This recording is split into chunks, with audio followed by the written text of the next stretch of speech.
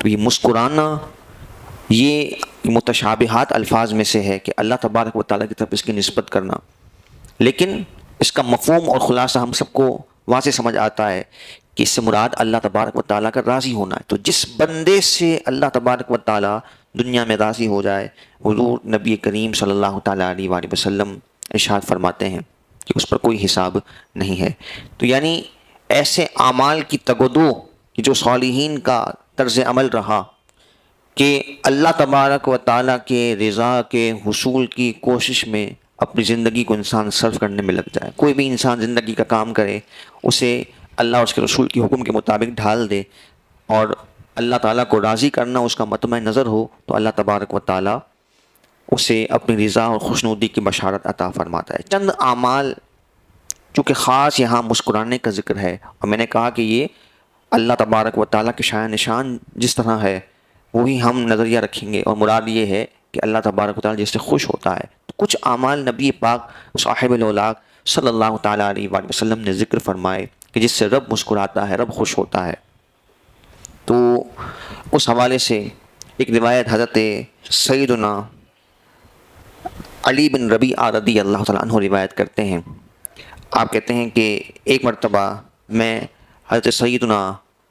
علی المرتضیٰ کرم اللہ تعالیٰ وجہہ الکریم کے ساتھ سفر پہ تھا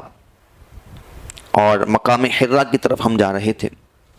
تو وہ کہتے ہیں کہ میں حضرت علی المرتضیٰ کرم اللہ تعالیٰ وجہہ الکریم کی پیچھے سواری پر بیٹھا ہوا تھا اور ہم جا رہے تھے۔ آپ نے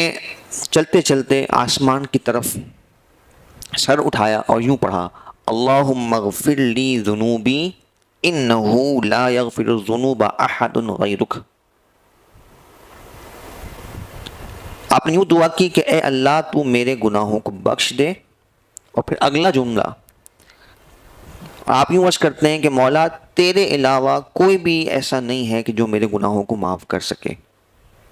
یہ دعا کرنے کے بعد راوی کہتے ہیں کہ حضرت علی المرتضیٰ کرم اللہ تعالی وجہہ الکریم نے میری طرف دیکھا اور آپ مسکرائے۔ مجھے حیرت ہوئی کہ آپ نے یہ دعا پڑھی اور پھر مسکرائے، تو میں نے وجہ پوچھی، مجھے حیرانی ہوئی۔ میں نے عرض کیا یا امیر المؤمنین یہ کیا ماجرا ہے؟ پہلے تو آپ نے گناہوں کی بخشش کی، اللہ تبارک و تعالیٰ کی بارگاہ میں دعا کی، اور پھر میری طرف دیکھ کر آپ مسکرائے۔ تو حضور نبی کریم صلی اللہ تعالیٰ علیہ وآلہ وسلم کے یہ شعر حضرت شیر خدا رضی اللہ تعالیٰ عنہ آپ نے فرمایا کہ بالکل ایسا ہی معاملہ اس وقت ہوا کہ جب میں سرکار دو عالم صلی اللہ تعالیٰ علیہ وآلہ وسلم کے ساتھ اسی مقام حرا کی طرف بڑھ رہا تھا۔ نبی پاک علیہ الصلوۃ والسلام نے آسمان کی طرف سر اٹھایا اور یہی کلمات کہے، اللہم اغفر ذنوبی فإنہ لا یغفر الذنوب احد غیرک۔ اے اللہ تو میرے گناہوں کو بخش دے، اور تیرے سوا کوئی ایسا نہیں ہے کہ جو میرے گناہوں کو بخشے۔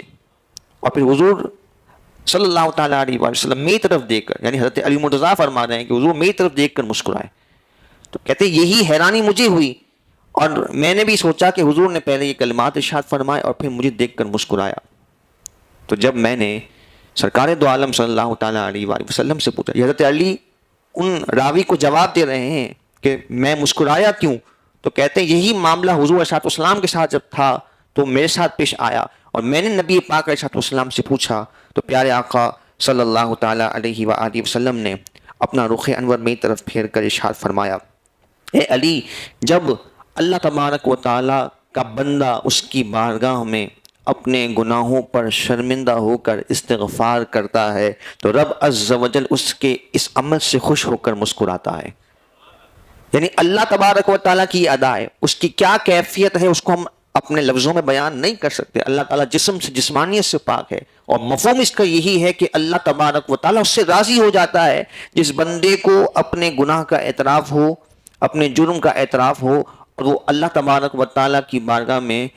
اپنے گناہوں سے شرمندہ ہو کر استغفار کرے، توبہ کرے، تو رب عز و جل کی رحمت اس کی طرف متوجہ ہوتی ہے۔ اور وہی آغاز میں جو میں نے روایت عرض کی کہ جس سے اللہ تبارک و تعالیٰ دیکھ کر مسکرائے، جس سے اللہ تبارک و تعالیٰ راضی ہو جائے، فلا حساب علیہ، حضور فرماتے ہیں کہ اس پر کوئی حساب نہیں۔ اور آپ نبی پاک صاحب الاولاق صلی اللہ تعالیٰ علیہ وآلہ وسلم کا طرز عمل دیکھیں کہ آپ معصومین کے سردار ہیں، یعنی گناہ کا تصور بھی آپ سے ممکن نہیں ہے، لیکن پھر بھی آپ علیہ الصلوۃ والسلام کے معمولات میں کبھی 70 مرتبہ دن میں، کبھی 100 مرتبہ استغفار نبی پاک علیہ الصلوۃ والسلام کی بارگاہ سے منقول ہے کہ آپ 70 مرتبہ دن میں استغفار فرمایا کریں۔ یقیناً اس میں ہماری تعلیم ہے۔ نبی پاک علیہ الصلوۃ والسلام تو گناہ سے اللہ تبارک تعالیٰ نے آپ کو معصوم پیدا فرمایا ہے، لیکن ہماری تربیت بھی ہے اس میں۔ اور اگر میں صوفیہ کی اس پر جو ابحاث ہیں اس پر اگر ہم غور کریں، باتیں بہت باریک ہیں، لیکن میں خلاصے کے طور پر اگر ایک بات عرض کروں تو نبی پاک علیہ الصلوۃ والسلام نے جو کثرت سے استغفار فرمایا، یہ اس لیے کہ آپ علیہ الصلوۃ والسلام کو اللہ تبارک و تعالیٰ کا جو قرب حاصل تھا، جسے ہم استغراق کی انتہائی اعلیٰ ترین کیفیت کہتے ہیں، اب اللہ تبارک و تعالیٰ کی قرب سے مخلوق کی طرف پیغام الہی کو پہنچانے کے لیے جب اللہ تبارک و تعالیٰ کے حکم پر آپ علیہ السلام متوجہ ہوتے تو اس درمیان جو خلل آ جاتا اس پر نبی پاک علیہ السلام اللہ کی بارگاہ میں استغفار فرمایا کرتے تھے۔ یہ راز و نیاز کی باتیں ہیں، اور اس کو اگر آپ کو حدیث مبارکہ کے کانٹیکس میں سمجھنا ہو تو حضرت سیدہ عائشہ صدیقہ رضی اللہ تعالیٰ عنہ امہات المؤمنین میں سے ہیں، لیکن ایک روایت ہمیں ایسی بھی ملتی ہے کہ سیدہ عائشہ رضی اللہ تعالیٰ عنہ نبی پاک علیہ الصلوۃ والسلام کی خدمت میں حاضر ہوتی ہیں، اور آپ علیہ الصلوۃ والسلام اللہ تبارک و تعالیٰ کے جلووں میں، استغراق میں اور ذوق میں، ذکر میں مشغول ہیں۔ جب سیدہ عائشہ صدیقہ رضی اللہ تعالیٰ عنہ تشریف لاتی ہیں اور متوجہ کرنا چاہتی ہیں تو حضور فرماتے ہیں کون عائشہ؟ یعنی وہ عائشہ صدیقہ رضی اللہ تعالیٰ عنہ کے جن سے نبی پاک علیہ السلام اتنا پیار فرماتے ہیں، لیکن وہ اپنا تعارف پیش کر رہی ہیں، لیکن وہ رب کے جلووں کی کیفیت میں ایسے نبی پاک علیہ السلام محو ہیں اور استغراق کا وہ درجہ ہے۔ تو بہرحال نبی پاک علیہ السلام کی طرز عمل، آپ کی تعلیمات میں استغفار کی کثرت ہے، اور حضرت سیدنا امام حسن مجتبی رضی اللہ تعالیٰ عنہ آپ کے پاس کئی افراد مختلف اپنی تکالیف کو، پریشانیوں کو لے کر حاضر ہوئے۔ کسی نے کہا اولاد نہیں ہے، کسی نے کہا رزق میں تنگی ہے، کسی نے کہا کہ گھریلو پریشانیاں ہیں، ناچاکیاں ہیں، کسی نے ملک و ملت کے مسائل کا ذکر کیا۔ آپ نے سب کو استغفار کی تلقین فرمائی۔ تو آپ کے ساتھ جو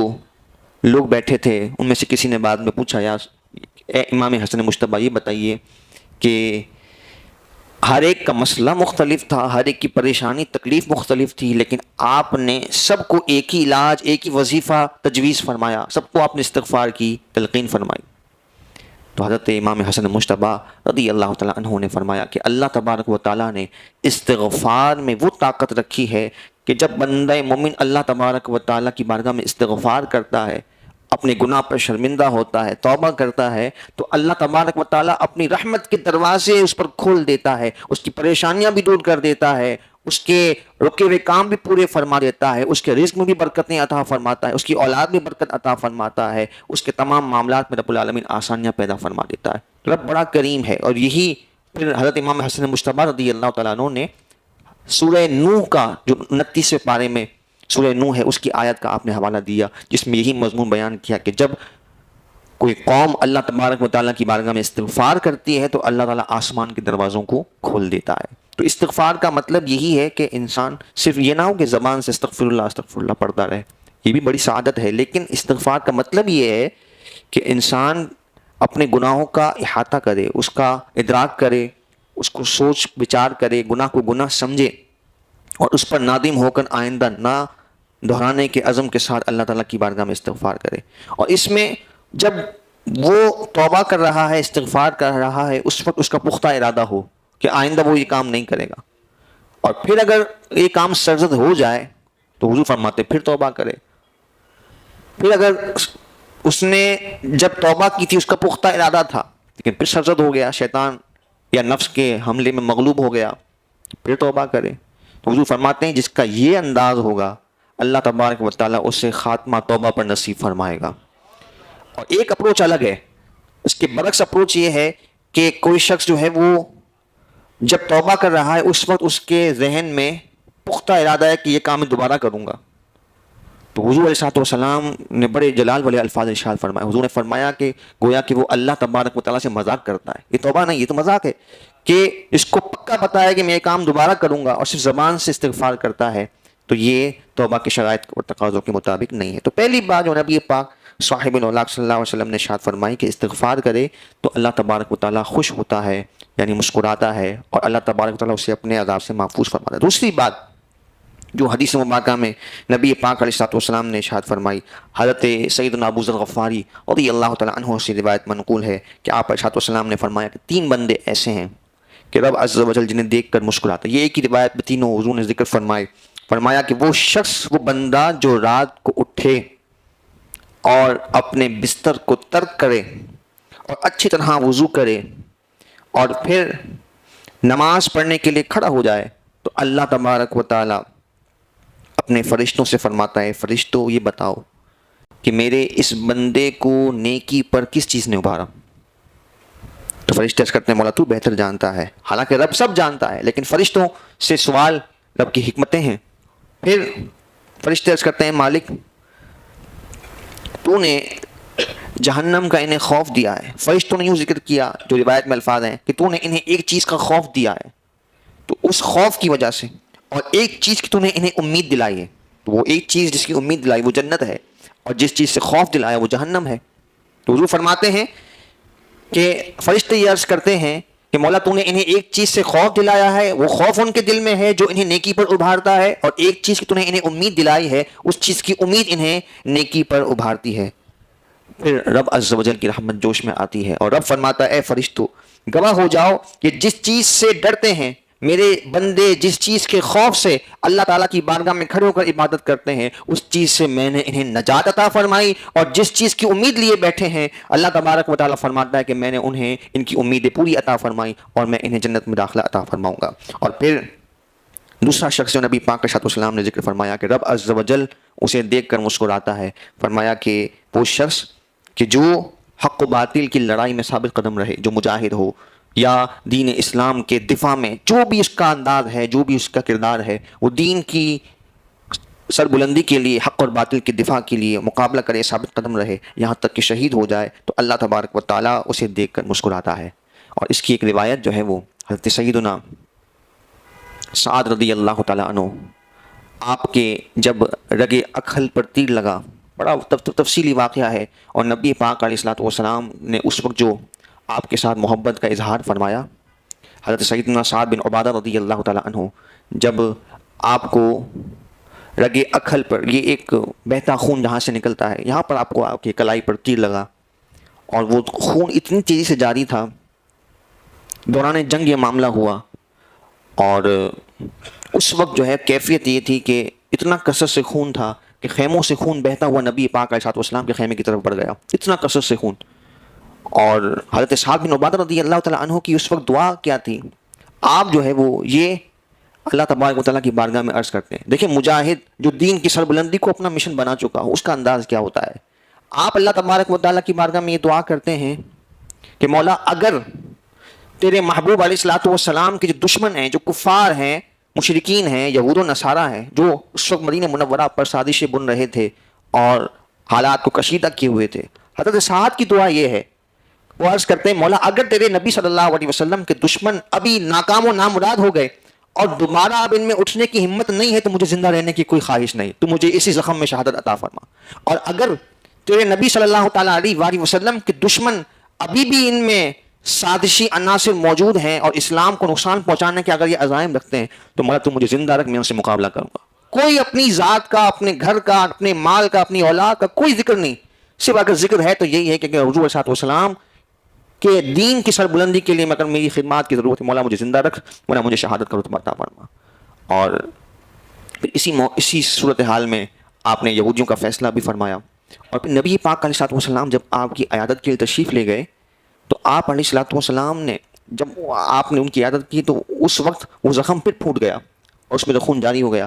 تو نبی پاک صاحب الاولاق صلی اللہ تعالیٰ علیہ وسلم نے انہیں ان کی خدمات کا کیسا بہترین صلہ عطا فرمایا کہ آپ نے ان کے ہاتھ کو اپنے سر پر رکھ لیا،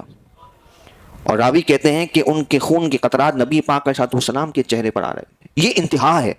یعنی محبت کا جو صلہ نبی پاک علیہ الصلوۃ والسلام نے عنایت فرمایا، اور ان کی خدمات کا جو ان کو گویا کہ خراج تحسین پیش کیا، یہ کمال درجے کی محبت کا انداز ہے۔ اور یہ نبی پاک صلی اللہ علیہ وسلم نے اپنے پیارے صحابی سے محبت کا اظہار فرمایا. پھر انہی حضرت سعد رضی اللہ تعالیٰ عنہ کا جب وصال ہوا تو ان کے بارے میں نبی پاک صلی اللہ علیہ وسلم نے یہ کلمات ارشاد فرمایا کہ جب سعد کی روح آسمان پر پہنچی ہے تو رب عز و جل اس کی روح کو دیکھ کر مسکرایا ہے.